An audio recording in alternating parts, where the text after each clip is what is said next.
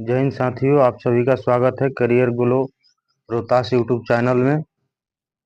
आज हम पढ़ेंगे भूगोल।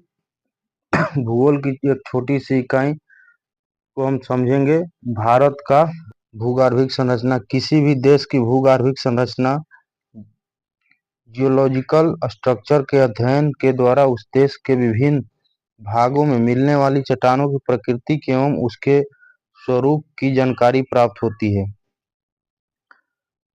तलछट के जमाव से निर्मित भूमि में परतदार या अवसादी चट्टानें पाई जाती है, जिससे उर्वरा मृदा का निर्माण होता है। उदाहरण स्वरूप गंगा के मैदान को लिया जा सकता है। इसके विपरीत प्राचीन रावेदार चट्टानों से निर्मित मिट्टी अनुपजाऊ होती है, परंतु इसमें धात्विक खनिजों की बहुलता होता है। धात्विक खनिजों में लोहा, सोना, मैग्नीज आदि को शामिल किया जाता है। भारत की भूगर्भिक संरचना में प्राचीनतम और नवीनतम दोनों प्रकार की चट्टानें पाई जाती है। एक और प्रायद्वीपीय भारत में आर्कियन युग की प्राचीनतम चट्टानें पाई जाती है, तो दूसरी ओर मैदानी भागों में क्वाटरनरी युग की नवीनतम परतदार चट्टानें की बहुलता है। इस भूतत्वीय विशेषताओं के कारण भारत के 3 बृहद भाग हैं। पहला हम जानेंगे दक्षिण का प्रायद्वीपीय पठार। यह गोंडवाना लैंड का ही एक भाग है एवं भारत ही नहीं, विश्व की प्राचीनतम चट्टानों से निर्मित है। प्री कैम्ब्रियन काल के बाद से ही यह भाग कभी भी पूर्णतः समुद्र के नीचे नहीं गया। विश्व की प्राचीनतम चट्टानों से निर्मित है। प्री कैम्ब्रियन काल के बाद से ही यह भाग कभी भी पूर्णतः समुद्र के नीचे नहीं गया है। यह आर्कियन युग के आग्नेय चट्टानों से निर्मित है, जो अब नीस व शिस्ट के रूप में अत्यधिक रूपांतरित हो चुके हैं। प्रायद्वीपीय भारत की संरचना में चट्टानों के निम्न क्रम मिलते हैं। चट्टानों का निर्माण प्रायः 2 प्रकार से होता है। एक तो आग्नेय चट्टानें, जिनका निर्माण पृथ्वी की आंतरिक शक्तियों के कारण होता है, और दूसरी वे चट्टानें जिनका निर्माण इन आग्नेय चट्टानों के रूपांतरित या अपरदन एवं निक्षेपण से होता है।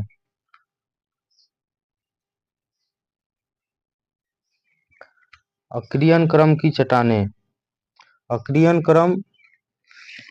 आर्कियन सीरीज की चट्टानों का निर्माण तप्त पृथ्वी के ठंड होने के फलस्वरूप हुआ है। ये प्राचीनतम चट्टानें हैं, अर्थात ये मूलभूत चट्टानें हैं। पृथ्वी के इतिहास का लगभग 86.7% भाग का निर्माण कैम्ब्रियन पूर्व काल आर्कियन युग में हुआ है। पृथ्वी के इतिहास का लगभग 86% भाग का निर्माण कैम्ब्रियन पूर्व काल आर्कियन युग में हुआ है। अत्यधिक रूपांतरण के कारण इनका मौलिक रूप नष्ट हो चुका है एवं इनमें जीवाश्मों का अभाव है। ये नीस एवं शिष्ट प्रकार की चट्टानें हैं। प्रायद्वीपीय भारत का 2/3 भाग अर्धतन आर्कियन चट्टानों से बना है। प्रायद्वीपीय भाग में अर्धकल्प चट्टानों के 3 पूर्ण परिभाषित प्रकार मिलते हैं: बंगाल नीस, बुंदेलखंड नीस, नीलगिरी नीस। नीलगिरी नीस सर्वाधिक प्राचीन चट्टान है। आर्कियन चट्टानें भारत की खनिज संपदा का भंडार है। इन चट्टानों में लोहा, तांबा, मैग्नीज, अभ्रक, डोलोमाइट, सीसा, जस्ता, चांदी और सोना जैसी धात्विक और अधात्विक खनिजों की प्रचुरता है। ये चट्टानें मुख्यतः कर्नाटक, तमिलनाडु, आंध्र प्रदेश, मध्य प्रदेश, उड़ीसा, झारखंड का छोटा नागपुर पठार, दक्षिण पूर्व राजस्थान में पाई जाती है। महान हिमालय के गर्भ में रीढ़ की हड्डी के समान ये चट्टानें मौजूद है। अब हम जानेंगे धरवाड़ क्रम की चट्टानें।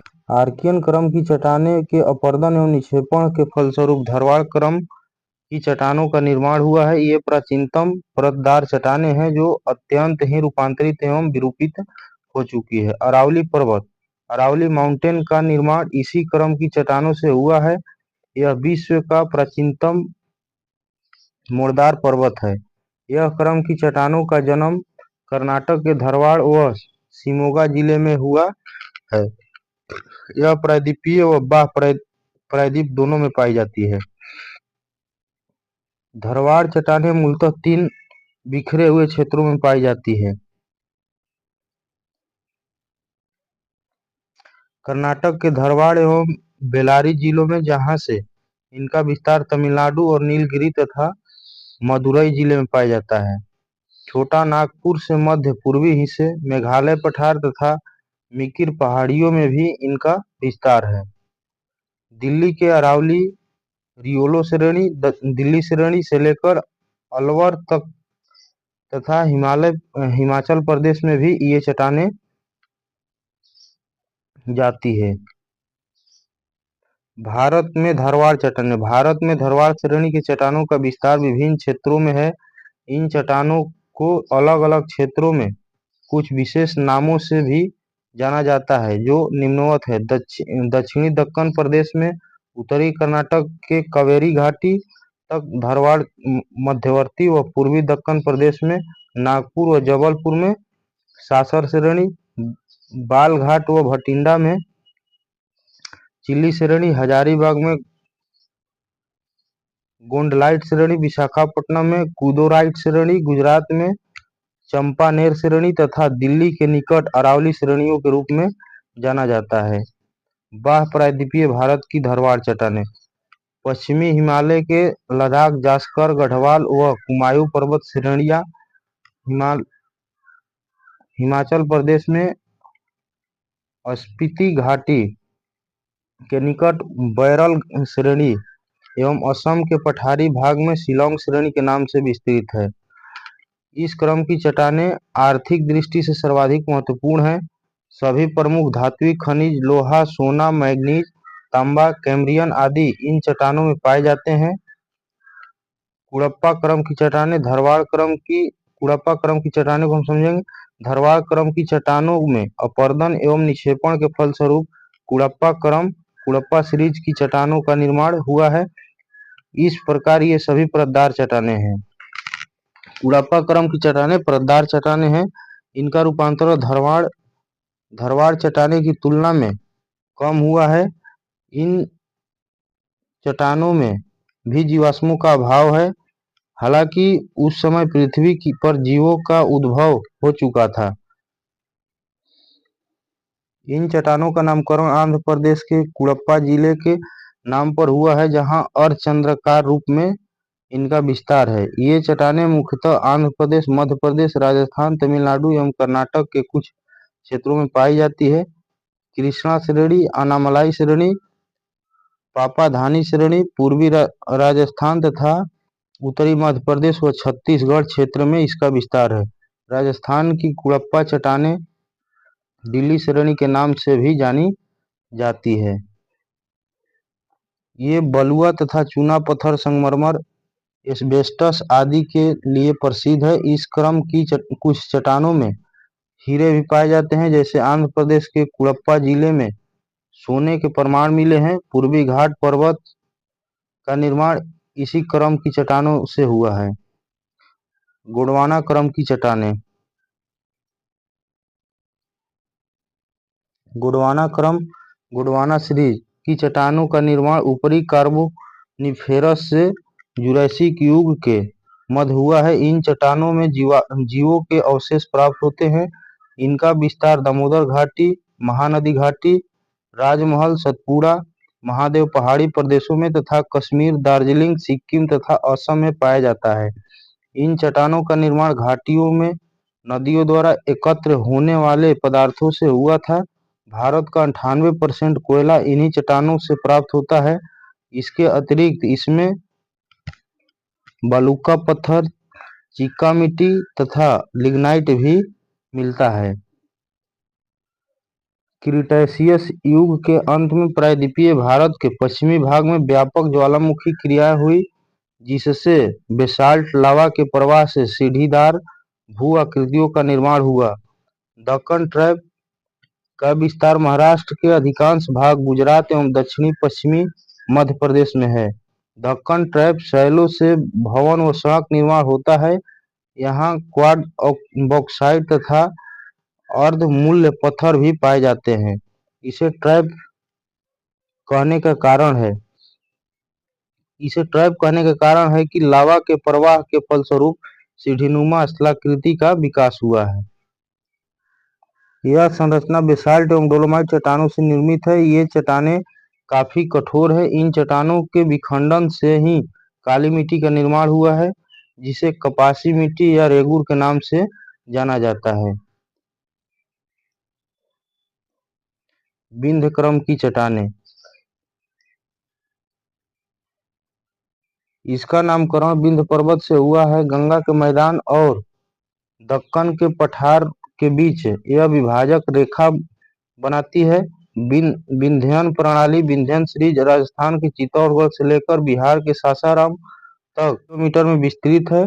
भांदर श्रेणी, बिजवार श्रेणी तथा कैमूर श्रेणी विंध्य क्रम के अंतर्गत आते हैं। ये परतदार चट्टानें हैं जिनका निर्माण जल निक्षेपों द्वारा हुआ है। इनमें चूने का पत्थर, बलुआ पत्थर, चीनी मिट्टी, कॉपर क्ले आदि मिलते हैं। चूने का पत्थर सीमेंट उद्योग का आधार है, जबकि बलुआ पत्थरों से दिल्ली का लाल किला, मध्य प्रदेश की सांची स्तूप आदि का निर्माण हुआ है तथा पन्ना और गोलकुंडा की प्रसिद्ध हीरा खानें विंध्य क्रम में ही पाई जाती है। पन्ना और गोलकुंडा की प्रसिद्ध हीरा की खानें विंध्य क्रम में ही स्थित है।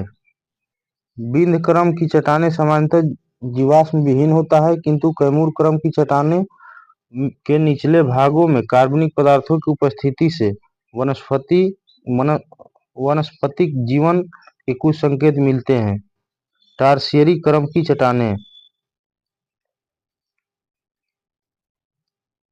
टर्शियरी क्रम की चट्टानों का निर्माण इओसीन युग से लेकर प्लायोसीन युग के बीच हुआ है।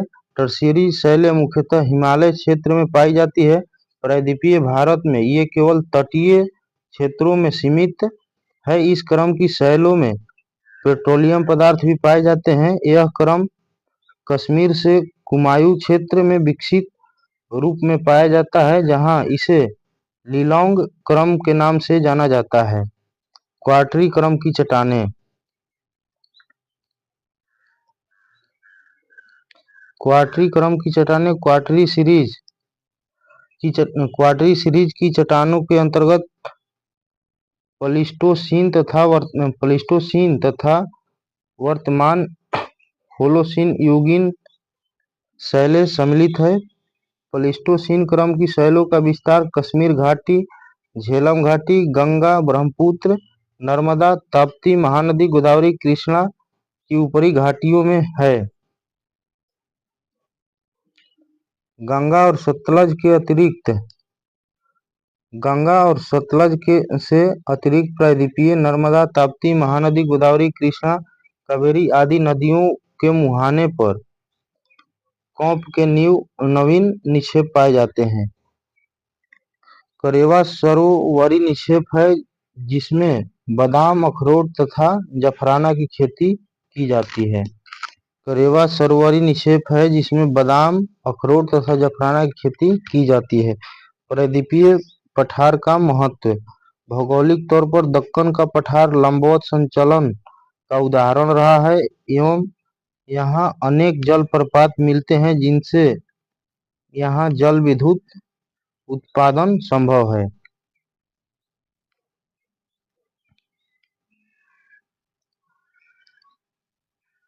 पठारी भागों पर अनेक प्राकृतिक खंडों के मिलने के कारण यहाँ तालाबों की अधिकता है, जिनसे सिंचाई व्यवस्था संभव हो पाती है। दक्कन के लावा पठार के अपरदन एवं अपक्षयन से उपजाऊ काली मिट्टी निर्मित हुई है, जो कपास की खेती के लिए सर्वाधिक उपयुक्त है।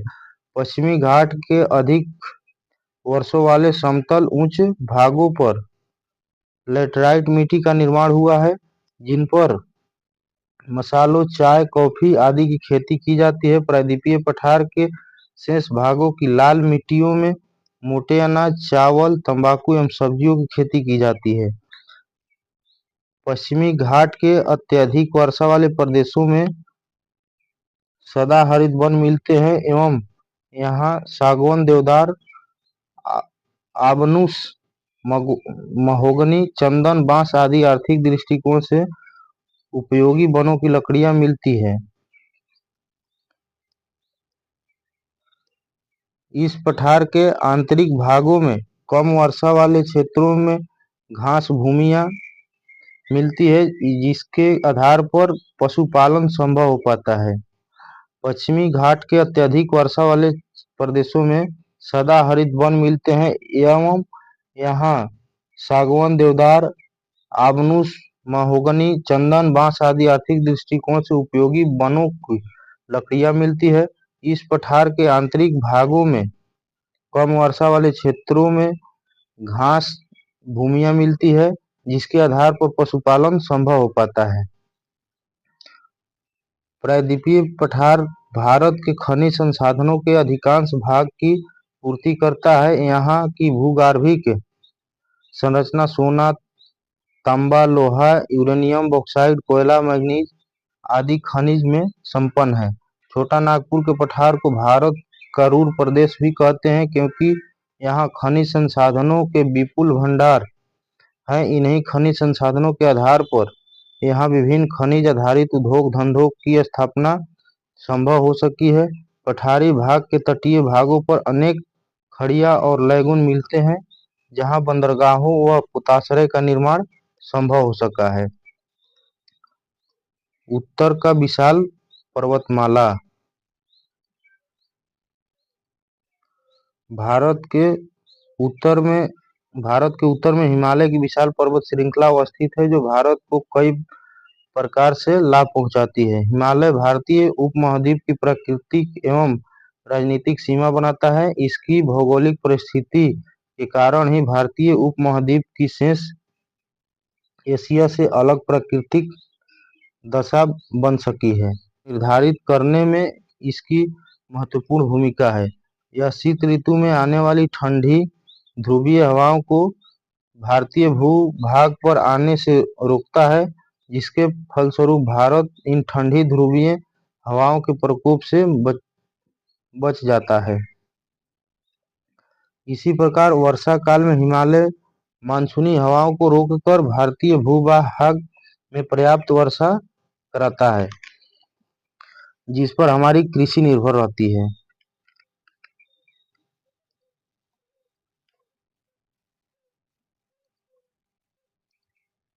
हिमालय नदियों को वर्षा विहीन भी बनाए रखता है, क्योंकि हिमालय में हिम के पिघलने से नदियों में जल की आपूर्ति वर्ष भर होती रहती है। इन नदियों के वर्षा विहीन होने के कारण यहाँ विभिन्न सिंचाई परियोजनाएं संपन्न हो पाती है। उदाहरण के लिए सतलज, यमुना, गंगा आदि नदियों से निकली कई नहरों को देखा जा सकता है।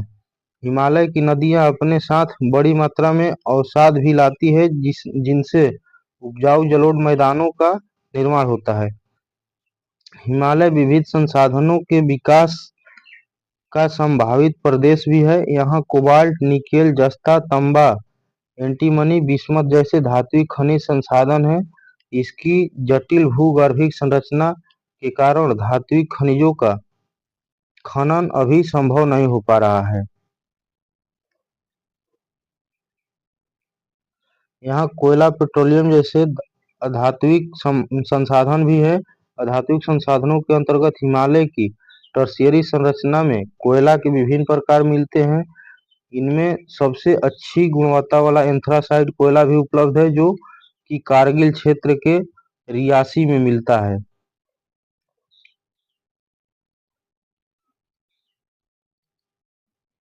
वन संसाधनों के अंतर्गत सागौन, शीशम, ओक, लॉरेल, देवदार, मैग्नोलिया, बांस आदि के वन आर्थिक दृष्टिकोण से अत्यधिक उपयोगी हैं।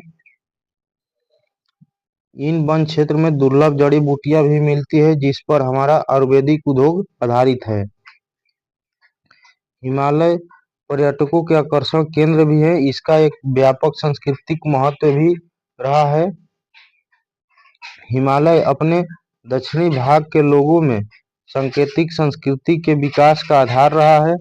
विविधताओं के बावजूद राजनीतिक एवं सांस्कृतिक एकत्व का बोध कराने में उसकी महती भूमिका रही है। उत्तर भारत का विशाल मैदानी भाग।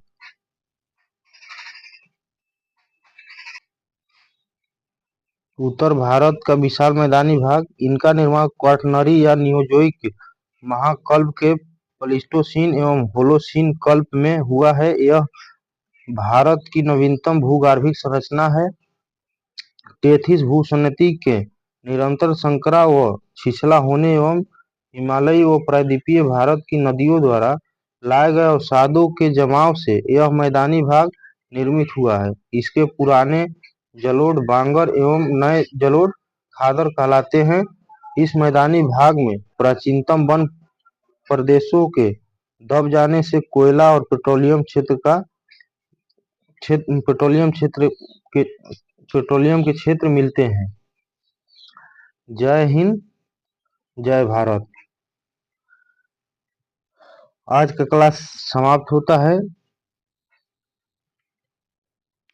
आप सभी से रिक्वेस्ट करेंगे कि मेरे चैनल को सब्सक्राइब करें और लाइक करें और शेयर करें। जय हिंद, जय भारत। मैं फिर से एक बार बताना चाहूँगा, आप सभी को करियर ग्लो यूट्यूब चैनल में स्वागत है। और मेरा वीडियो ज़्यादा से ज़्यादा शेयर करें, लाइक करें और ज़्यादा से ज़्यादा देखें।